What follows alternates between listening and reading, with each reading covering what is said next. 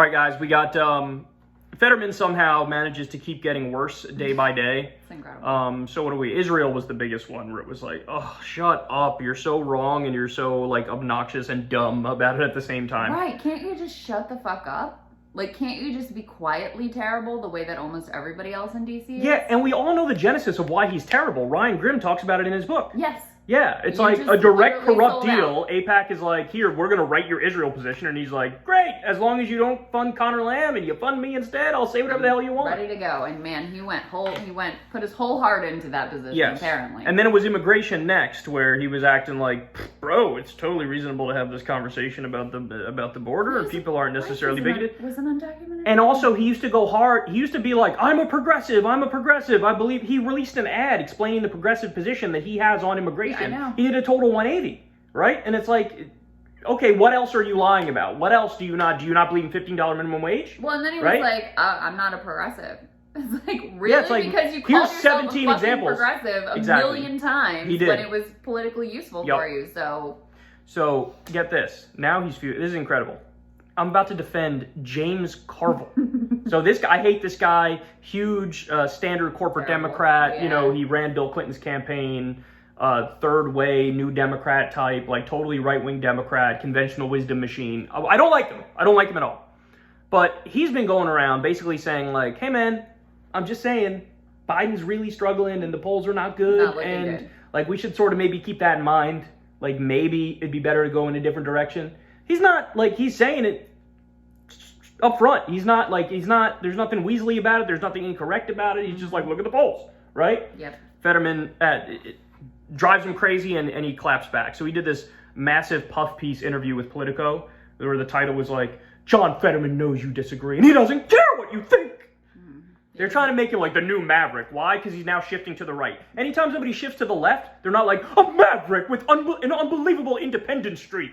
No, when somebody goes left, they're like, oh, extremist. Right. Somebody goes right, it's, oh, Maverick. Doesn't care what you think unless you're an AIPAC lobbyist.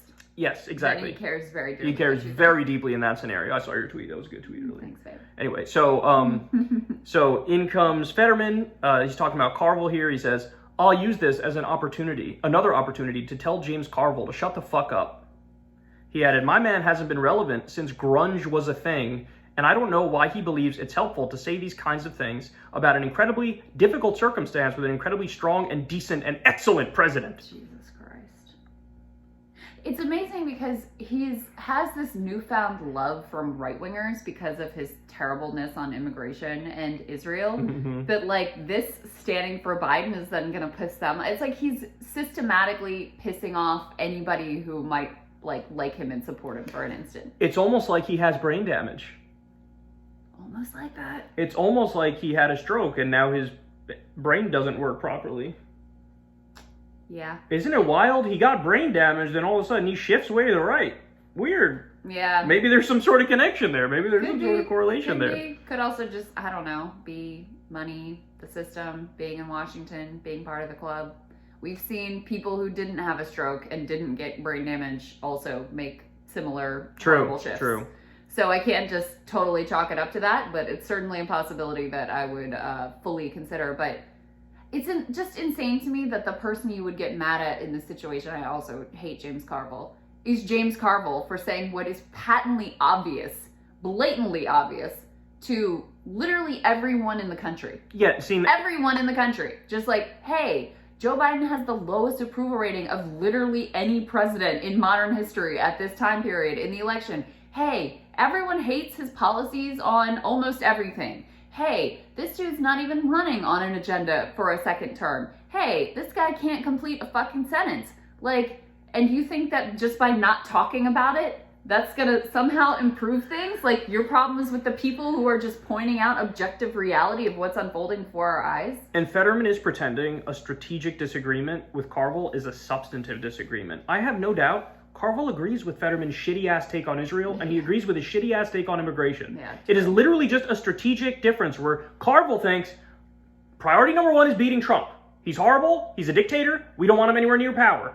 And so he's trying to help out Democrats by saying this might be a bad idea strategically. Right. Right? And Fetterman's acting like it's more of a substantive disagreement. Like he's saying he doesn't like Biden personally or his policies or whatever. Right. I'm sure Carville's a stan for Biden's policies, and he's a stan for Joe Biden and throughout his whole career. Yeah. Right. So it's like he's also just misstating like what Carville is saying.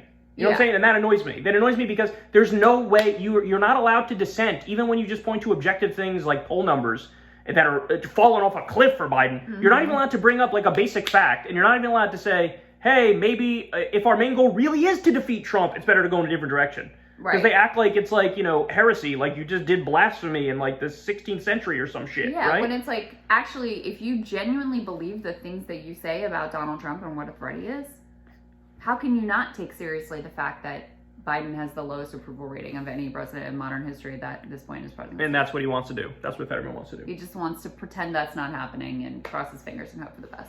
Yeah, so what a massive disappointment. John Fetterman. I really liked this guy. I did too. This is like a Elizabeth Warren level heartbreak for me. It really because is. I thought this guy, he's got such a great look about him, and he had such a great way about him, and especially before the stroke when populist progressive. Yeah, that's right. He's like leaning into labor rights and legalize marijuana and Medicare for all. He's a all. Bernie supporter, and he's winning big in Pennsylvania. I'm like, this is fucking amazing. And now all that is gone. A disappointment. All that is gone. And I'm defending James Carville, which is something I never thought I'd ever horrible. do. That's how much you suck, you ogre prick. Put on a suit.